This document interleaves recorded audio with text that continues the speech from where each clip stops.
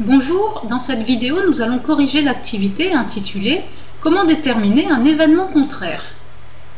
Alors on effectue un contrôle qualité dans une fabrication de confiserie en série et on constate que des bonbons peuvent présenter deux défauts différents, le défaut A et le défaut B. Certains bonbons ont les deux défauts. La probabilité qu'un bonbon pris au hasard présente le défaut A est P de A égale 0,07 et la probabilité qu'un bonbon pris au hasard présente le défaut B est P de B égale 0,05. Première question, si le bonbon ne présente pas le défaut A, on dit que l'événement contraire de A est réalisé et à ce moment-là il est noté A avec une barre au-dessus, on va le lire A barre.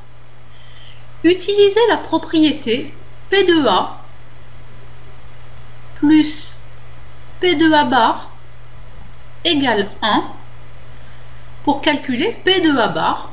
Eh bien, d'après cette formule, on aura que P de A bar sera égal à 1 moins P de A. Donc 1 moins P de A, et dans l'énoncé, on nous dit que P de A est égal à 0,07. Donc P de A bar est égal à 0,93.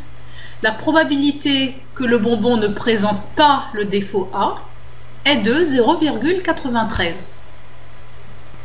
On passe à la question 2 petit a, où on nous demande de décrire l'événement B bar, c'est-à-dire l'événement contraire de l'événement B. Eh bien, l'événement B bar est l'événement suivant: le bonbon pris au hasard ne présente pas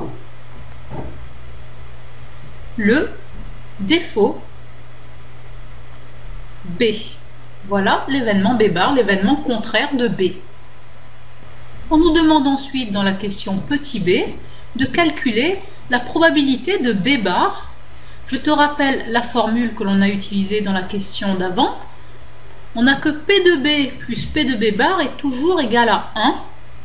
Donc P de B bar sera égal à 1 moins P de B, c'est-à-dire 1 moins P de B qui est égal à 0,05 d'après l'énoncé.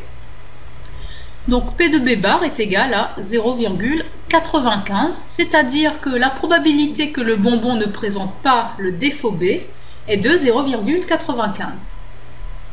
Dans la question 3a, on nous demande de décrire l'événement A bar inter B bar. Alors, il faut savoir qu'en probabilité, l'intersection va pouvoir se lire avec le mot « et ». Donc, notre événement A bar inter B bar est l'événement le bonbon pris au hasard ne présente pas le défaut A et ne présente pas le défaut B. Donc on va dire ne présente ni le défaut A ni le défaut B. Voilà, il ne présente aucun des deux défauts. Donc on peut dire aussi que l'événement A bar inter B bar est l'événement le bonbon pris au hasard ne présente aucun défaut. Ce qui veut dire ni le défaut A, ni le défaut B. Dans la question 3b, on nous demande de décrire l'événement A union B. Alors il faut savoir qu'en probabilité, l'union se lira avec le mot OU. Donc, notre événement A union B est l'événement le bonbon pris au hasard présente le défaut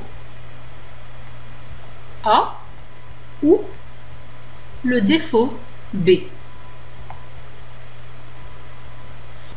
Mais en mathématiques, il faut faire attention au mot « ou » qui veut dire aussi les deux défauts A et B. Donc, on va pouvoir dire que l'événement A union B est aussi l'événement le bonbon pris au hasard présente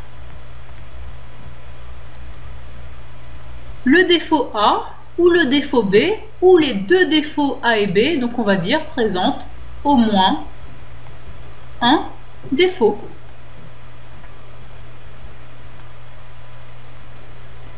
On passe à la question 3C. Si un bonbon pris au hasard ne réalise pas l'événement A bar inter B bar, peut-on affirmer qu'il réalise l'événement A union B? Alors, si notre bonbon ne réalise pas l'événement A bar inter B bar, ça veut dire que le fait qu'il ne présente aucun défaut n'est pas vrai et faux. Donc ça veut dire que notre bonbon présente au moins un défaut et donc qu'il réalise l'événement A union B. Donc oui, on peut affirmer que cela est vrai. Si notre bonbon ne réalise pas l'événement A bar inter B bar, alors oui, il va réaliser l'événement A union B. On passe à la question 3D. La probabilité qu'un bonbon pris au hasard ne présente aucun défaut est de 0,90. En déduire la probabilité que le bonbon présente au moins un défaut. Alors, tu te souviens que l'événement le bonbon présente au moins un défaut, on l'avait noté A union B, et on cherche donc la probabilité de cet événement. Eh bien, d'après les formules précédentes, on sait que c'est égal à 1 moins la probabilité de son événement contraire. Tu te rappelles de ça? Donc c'est égal à 1 moins la probabilité du contraire de présenter au moins un défaut, qui est en fait présenter aucun défaut. Donc cette probabilité, on nous la donne, elle est de 0,90. Et donc 1 moins 0,90 est égal à 0,10. On peut donc conclure que la probabilité que le bonbon présente au moins un défaut est de 0,10. Dans la question 4, on nous donne la relation suivante. P de A union B égale P de A plus P de B moins P de A inter B. En déduire la probabilité qu'un bonbon pris au hasard présente les deux défauts. Donc nous, on veut la probabilité que le bonbon présente le défaut A et le défaut B. Donc on cherche P de A inter B. Donc d'après cette formule, P de A inter B, ce sera égal à P de A plus P de B moins P de A union B.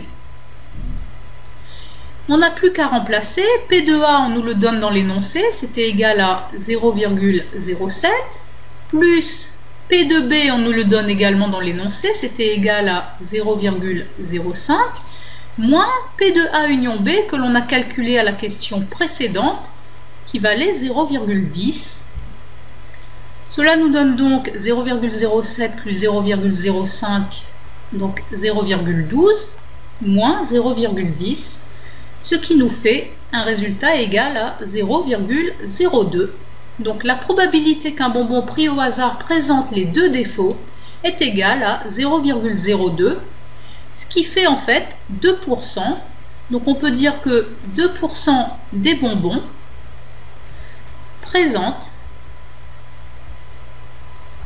les deux défauts A et B. Alors, que faut-il retenir de cette vidéo? Eh bien, deux choses essentiellement. Tout d'abord, en ce qui concerne la notion d'événement contraire, eh bien, l'événement contraire d'un événement A est formé des issues, des résultats qui ne réalisent pas A et qu'on va noter A bar. À ce moment-là, on aura la formule P de A plus P de A bar égale 1, d'où P de A bar égale 1 moins P de A. Deuxièmement, en ce qui concerne l'intersection et la réunion d'événements, eh bien, l'événement A inter B est formé des issues, des résultats qui réalisent à la fois A et B. Puis l'événement A union B est formé des résultats, des issues qui réalisent A ou B, ou les deux en même temps. Et on a la formule P de A union B égale P de A plus P de B moins P de A inter B.